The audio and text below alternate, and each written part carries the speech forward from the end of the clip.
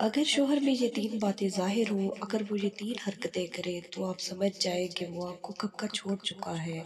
وہ تین حرکتیں یا وہ تین باتیں کون سی ہیں وہ آپ کو تفصیلاً بتائی جائیں گی، جو کہ اکثر بیویاں غیر معمولی سمجھتی ہیں، لیکن یہ باتیں ظاہر کر دیتی ہیں کہ شوہر کی زندگی میں کوئی اور ضرور ہے یا وہ آپ کو چھوڑ چکا ہے۔ اسے اب آپ کی طرف لوٹ کے آنے میں کوئی دلچسپی نہیں ہے اور اس نے کہیں اور اپنی زندگی گزارنے کا فیصلہ کر لیا ہے۔ تین بہت اہم باتیں، جس میں سب سے پہلی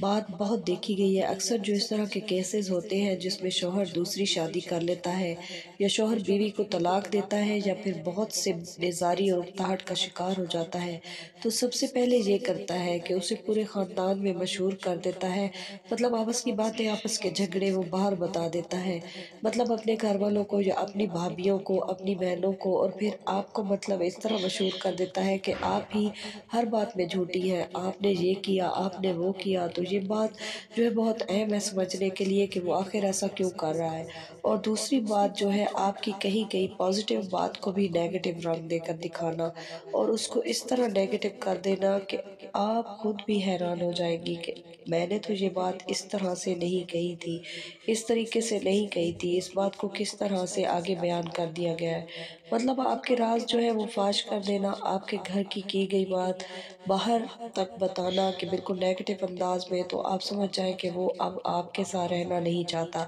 اس لیے اسے کوئی دلچسپی نہیں ہے کہ آپ خوش ہوں یا ناراض ہوں، کیونکہ اس بات پر تو بیوی ظاہر سی بات ہے وہ ناراض ہوگی، لڑے گی بھی صحیح، لیکن اس سے اس لڑائی سے کوئی فرق نہیں پہنچنا۔ تیسری بات جو ہے کہ ہمیشہ آپ کی خواہش اور آپ کی بات کے اینٹی چلنا، یعنی کہ آپ اگر اسے کسی چیز سے روکیں گی، کسی بات سے روکیں گی، تو